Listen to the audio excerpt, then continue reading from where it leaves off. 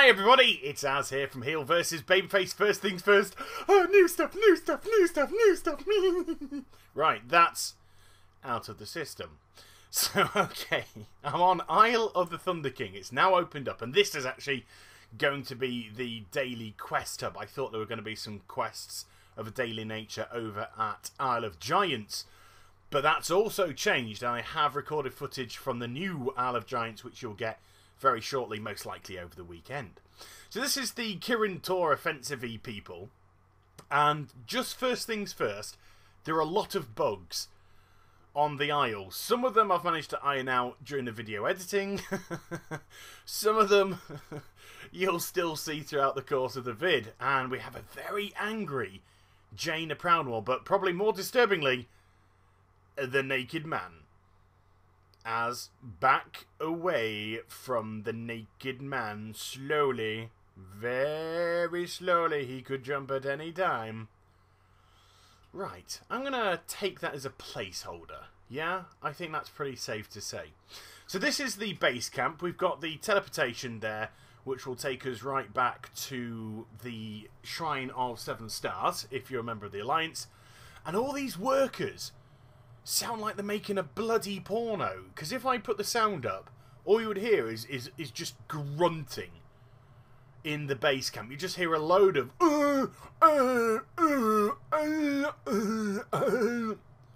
so like listen to cavemen mating, and trust me, that's not pretty, but that is pretty. And that, of course, was the new raid instance. But again, that's not for this video, but I have done a tour of the island, which I'll bring you again over the course of the weekend, because there are lots and lots of juicy things on this island for virtually every class as well. Plenty of brand new rare elites to get yourself stuck into, and some very interesting little items that have dropped as well, which are going to be used in some sort of, you know, offensive to control the island. You can see at the top of the screen we have this war effort thing going on. And at the moment, we can't really interact with it, although I can interact with my own beacons to destroy them, which is a little bit disturbing for the Horde, but everybody does seem to question my allegiances. but yeah, look at that. Very weird. Very weird. But never mind. Let's get to the real crux of the video, and that's the daily. So, the feel of the island is a sort of, I don't know, Silver Pine Forest, Tolbrad-esque vibe to it. It's sad, but it's pretty at the same time. And looky what we got up here, a big T-Rex. So that's where I'm going to head, because that's where the vast majority of the quest hub is actually based.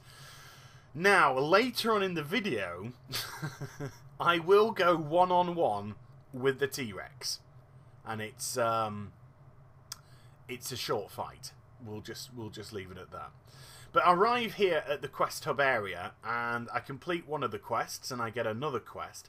And look what happens now. Yeah, I actually transform into a Surrock. And what I loved the most was that my pet also transformed. Because normally when you get into these situations, you will transform into whatever it wants you to, but your pets tend to stay the same. But this time round, and it's random as well, doesn't matter what pet you've got out, it's just purely random what your pet will turn into. It could turn into sludge, it could turn into a massive cockroach or a maggot or a basilisk or stuff like this. And I'm trying to go around squishing these cockroaches because I've got to destroy 150 of them. Now when I first saw that, I started to panic. It's like 150! And I thought it was going to be one of those momentous blizzard things which you just wanted to cry over. But later on in the video, I will show you how to do it pretty darn quick, because there's also another quest where we've got to disperse 75 bits of filth, which is a very interesting quest in itself. Disperse filth? Knowing Blizzard, that could have easily been just pick up rubbish and put it into a bin liner or something like that. So I'm going to try to attack something now, and when I did, my disguise immediately dropped, which is a bit of a bummer, because I'm absolutely surrounded on all sides by the massive T-Rex. Hello! Hello! We've got an arcane defender just coming through. Excuse me, coming through. Thank you.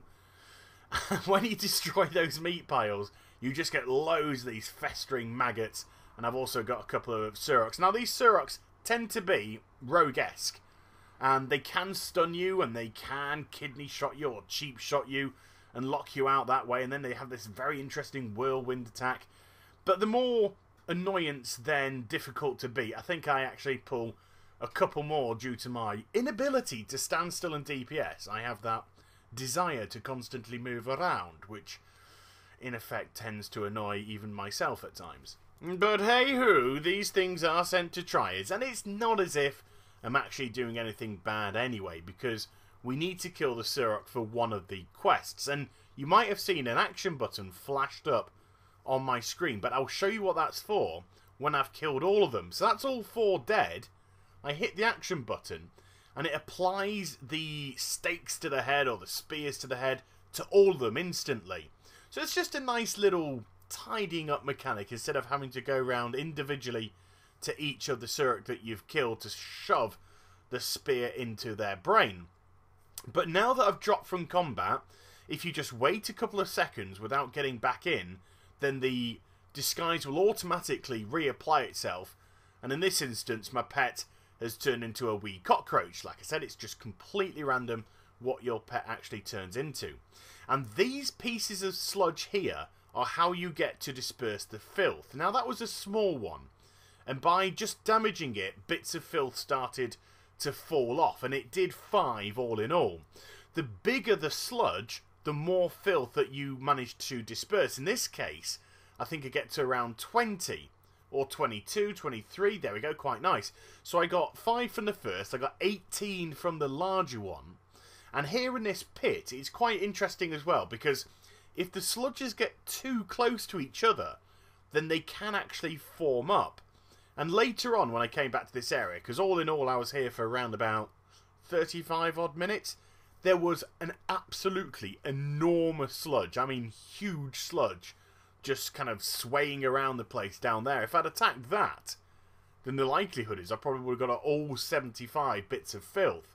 Because I was concerned at the high numbers, 75 bits of filth, 150 cockroaches, but the mechanics of actually doing these quests prove to be very forgiving, and you do manage to complete them relatively quick, as I shove another couple of spears in those Surok. And this time, my pet is a nice little maggot.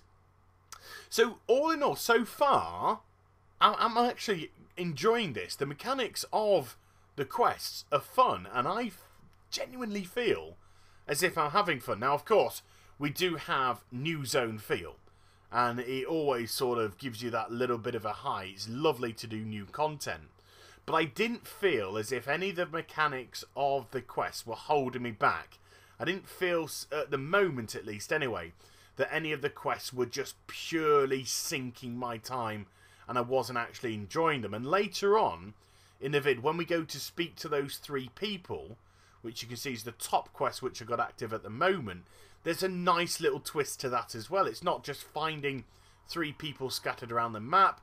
There is, like I said, there's just a little nuance which makes that a little bit interesting too.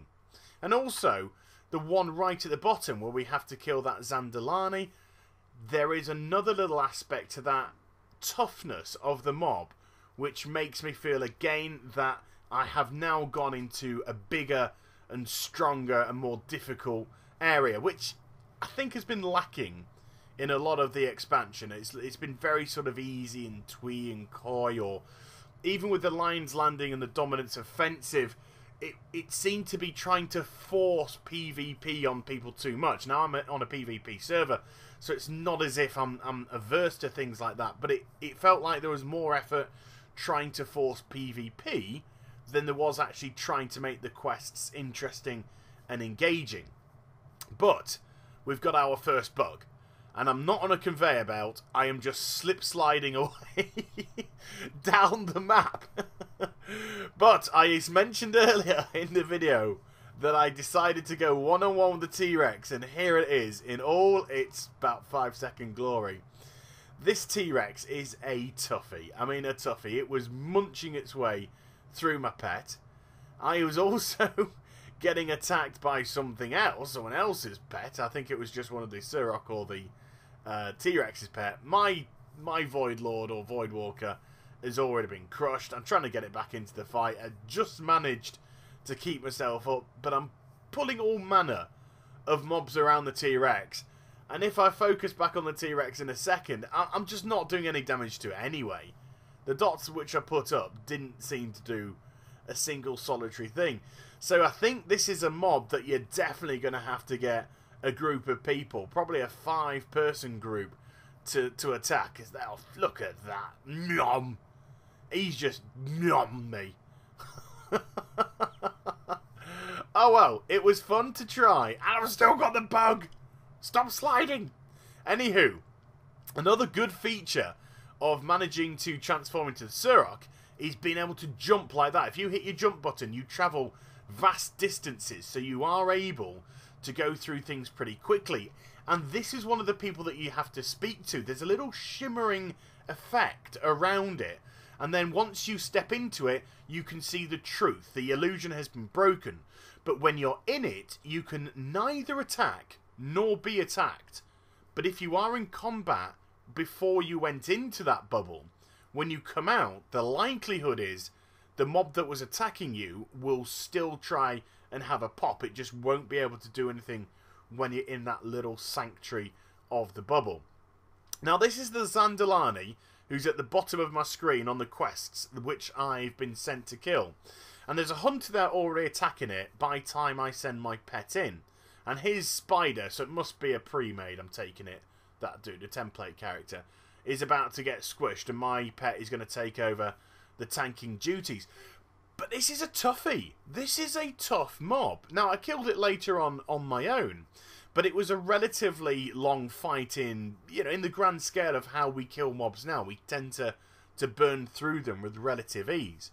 But I have to make sure that my pet is constantly healed up, that it's topped up at all times. It does take quite a hefty bit of damage. Being a ranged DPS, of course, I'm fortunate enough not to take any. But if that was wailing on me, I don't think, as a clothy, I would have survived particularly long.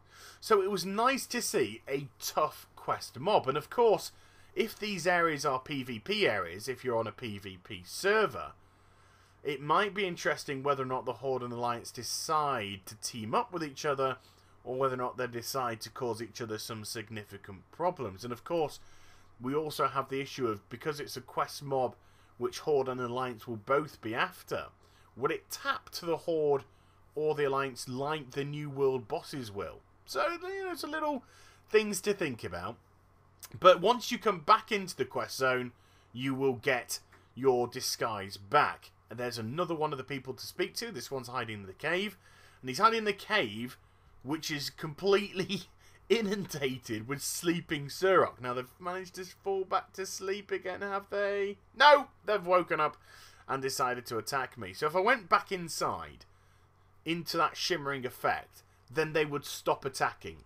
But I wouldn't be able to attack them. But I've decided to just pull them all out, get rid of them. I don't need them for any more quests, but they are rather annoying. And there's 4 of them. They're not going to cause me too many problems, but I do have to be on my toes. Do have to make sure that I use my cooldown abilities, damage reduction abilities. So it felt good. It didn't feel as if I was just face rolling through these mobs. And my item level is 484 currently on the live servers and on the PTR. So it's not wonderful, but it's not terrible. So even that sort of level of gear does prove not to be, that great unbalancing factor when it comes to tackling creatures of this nature. That was the 3rd of the people to speak to, and there's just another Surok with a pet that we didn't really need to see me pull. Now, I mentioned earlier about the cockroaches. We've seen how easy it was to disperse 75 bits of filth. You suddenly get piles of these cockroaches scattered around the place. You just have to run over them. And when you do, you can get your cockroaches up by 20 odd, depending on the size of the pack. But they are all over the place if you just pay a little bit of attention to the floor. I probably walked past a load of them at the time. So that's all the quests done.